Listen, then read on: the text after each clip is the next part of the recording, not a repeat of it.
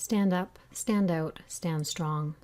A 30-day guide to navigate life when the shift hits the fan. Chapter 18, Day 18. Pain is not our enemy, but our ally. When we learn to embrace pain, it becomes our greatest ally, a friend pointing to what we need to see in order to move beyond it. We are taught to try and move away from, avoid, or numb our pain. We take a pill, have a drink, distract ourselves, or ignore it. We are programmed to believe that pain is our enemy and we need something external to alleviate it. Pain is a signal from our body asking us to pay attention and telling us where to look. Every time we try to numb it out or ignore it, we are attempting to turn off the signal. In a sense, we are saying no to the message the body is holding for us, as well as to the potential for healing. Pain can come in the form of a physical sensation in our body, looping, self-defeating, and limiting thoughts, or emotional trauma or intensity and stress. It is a signal that something is not in harmony and needs our attention and awareness. I teach others to bring their awareness toward the source of their pain so they can receive the message and do what is necessary to bring the body back into harmony. I have worked with clients who have had chronic pain for years. After one session, it is gone. When we get to the root of the pain, we can heal it at the source. Sometimes our pain is simply unfelt emotions accumulating in one area of our body. For example, all of our uncried tears and unexpressed grief and loss can be stored in our lungs. Resentment is often stored in our liver and/or our hips. Fear can often be found accumulated in our kidneys or upper abdomen. Our psoas muscle, which runs from the inner thigh through the pelvis and attaches along the surface of the lumbar vertebrae, is a muscle that holds the energy of panic and fear. When we are willing to go into our pain and explore it with a curious, non-judgmental mindset, we can actually gain some incredible insight that often leads to the miraculous healings.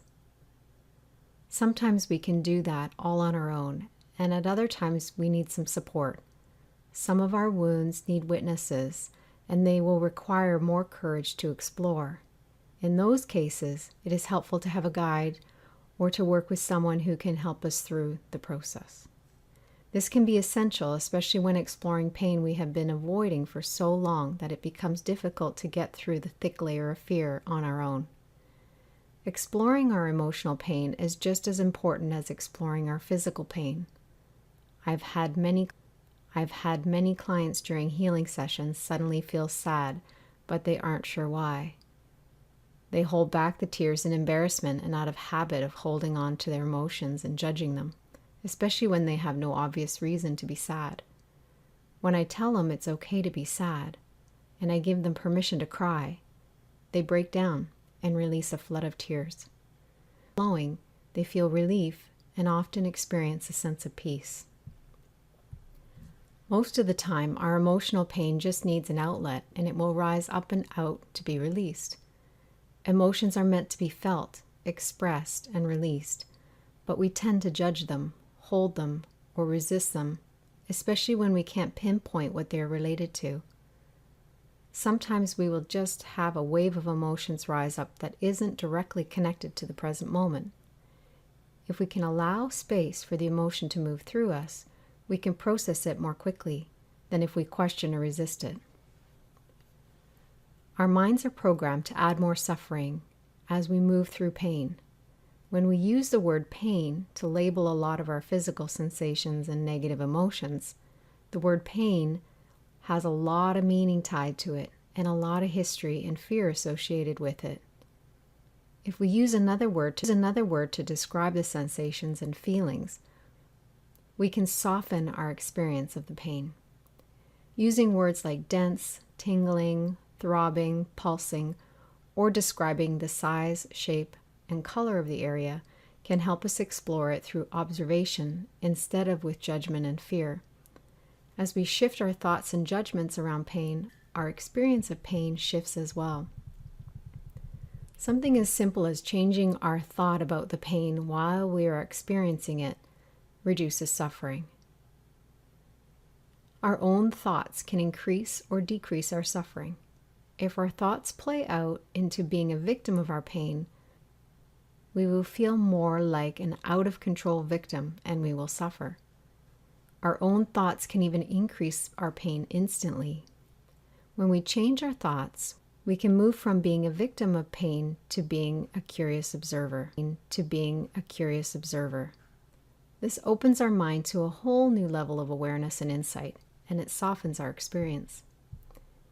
In the beginning of my pregnancy with my son, I was terrified to have any pain or sensation I didn't understand. I was afraid for the first 5 months because I had had a previous miscarriage, and it took 2 years to conceive again. The miscarriage itself had been excruciatingly painful as I ended up with an infection and I had to have 2 surgeries. I went through a lot of emotional and physical pain. My mind was set on the belief that I was a victim of my circumstances. Yes, the physical pain was intense and I suffered a lot. In hindsight, I see how much my own thoughts added to the experience of the pain and contributed to my suffering. In the last 4 months of my pregnancy, I was practicing yoga, meditation, and other relaxation techniques here because I always joke that I have sensitive pain receptors. I didn't know how I was going to handle labor pain. One of the biggest things that helped was stopping people who wanted to share awful stories about births going wrong. That was not helpful at all. So I would interrupt people and say, I am not interested in hearing any negative stories, thank you. My own thoughts were enough to deal with. I didn't need more evidence from others about how I might not be able to handle it and what might go wrong. I turned my focus inward onto my own thoughts. At the 32-week mark of my pregnancy, I had just finished teaching a cardio core class, and I started to feel some intense cramping. I sat down in the office and put my head down on the desk. I stopped my thoughts from reeling in fear and calmed my mind. I started to explore the sensations and bring my awareness right into them. I was witnessing, feeling, sensing, experiencing without thought, fear, or worry. I was a silent observer, fully present with my breath and the sensations. I was fascinated by everything, and I didn't feel pain, only waves of tightening, then softening. Then my thoughts began, and I felt the intensity increase, and it became more painful as worry filled my mind. What if something is wrong? Am I going into labor early? This can't be good. Just as I was about to call for help, everything stopped. About a week later, I felt the sensations start again. This time I was in bed with my husband beside me. I stopped my thoughts and calmed my mind. I brought my awareness into the physical experience and started to witness the sensations. My mind remained quiet as I was deeply present with my body and with my breath. I allowed no thoughts to enter my mind. It was peaceful, and at the same time the sensations were strong enough to capture my attention. After what felt like about 5 minutes, the sensations ended as suddenly as they began. I opened my eyes and looked at my husband. He told me I had been in that state of deep relaxation for about 30 minutes. What I thought was only 5 minutes was actually 30. That gave me the confidence that I would be able to handle my delivery and birth. During my labor, I was in that deep state of observation without thought. I was calm, my mind was quiet, and I had my own internal world of observing every sensation. I was deeply present with my eyes closed the entire time. There were only 2 moments I remember having a thought enter my mind. One was around the 8-hour mark, when I realized it was dark outside. I could feel an undertone of suffering as I tried to figure out how long it had been and how much longer it would take. The sensei asked my doula, how much longer? Her response was, 1 breath at a time. And everything softened, and I sank back into my internal world of observation. The second thought came later as a fleeting thought of compassion. I understand why some women would ask for an epidural at this point. That thought left, creating no change in my sensations. I can see in hindsight how my first thought, the one of suffering, caused my body to tense and I felt more pain.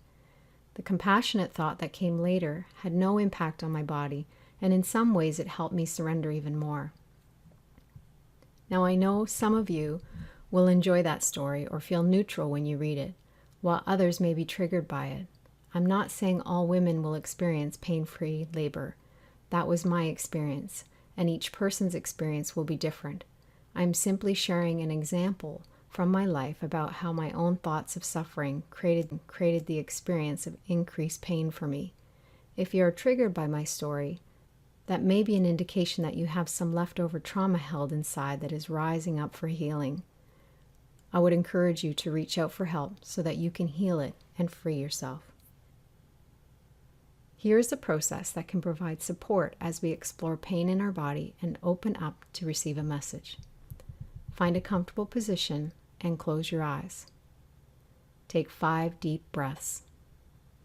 Let go of everything you think you know and everything you think you don't know about your pain. This will create an open and curious mindset to explore the pain. Imagine you could bring a light of awareness and shine it on the area of pain. Start to find any words to describe it. For example, its size, shape, color, sensation, density, location. It is helpful to move away from the label of pain or painful. As you explore the area of discomfort, be wide open to any messages in the form of words, images, memories, colors, or insights. If there are any emotions present, create space for the expression of the feelings as they arise.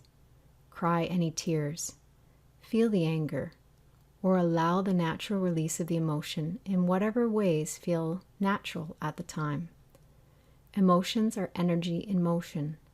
When we allow the emotion to be expressed in whatever way it needs, we are letting the energy move up and out of our body and freeing ourselves from it. The challenge is that many people judge or avoid their emotions, especially emotional pains. This causes unprocessed emotions to be stored as dense energy that blocks their system, leading to disease. I always teach others to be willing to feel it to heal it. Imagine you could forgive everything and place it on a healing plate in front of you. Imagine through your offering you could release it from your body and ask for healing. Be open and curious about any guiding steps that will help you receive a full circle healing around this area. For example, you may be guided to journal, reach out for support, see a doctor or practitioner, or take a hot bath. Let your body lead you to what you need when you need it. Your body wants to return to harmony, and it knows what it needs and when. Trust your body and its innate wisdom to heal. As we embrace the idea that pain is not our enemy, but a signal from our body to pay attention and look within, we can use it to heal what is hidden. I often tell my clients I use the body and any sensations or discomfort as entry points to trace the signal back to its root. So I invite you to be open and curious to explore what it might be trying to tell you the next time you experience any pain. Use the process above, and if you still need support, be sure to reach out and ask for help. Some of our wounds need witnesses for us to heal them.